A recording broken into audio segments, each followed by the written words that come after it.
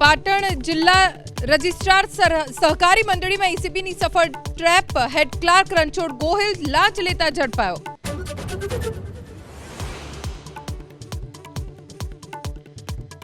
સુરતના લિંબાયતમાં મદનપુરા શાકભાજી માર્કેટના વિક્રેતાઓનું વિરોધ પ્રદર્શન. હયાત માર્કેટ સારી અવસ્થામાં હોવા છતાં નવી માર્કેટ બનાવાતી હોવાનો આરોપ. નિર્માણની પ્રક્રિયા રદ કરવા માંગ.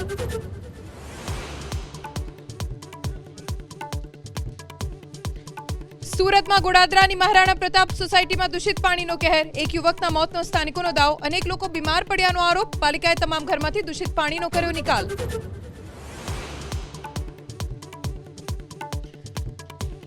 મુખ્યમંત્રી ભૂપેન્દ્ર પટેલ દિલ્હીમાં પ્રધાનમંત્રી નરેન્દ્ર મોદી સાથે કરી મુલાકાત. વિકાસને સ્પર્શતા વિવિધ મુદ્દાઓ અંગે ચર્ચા.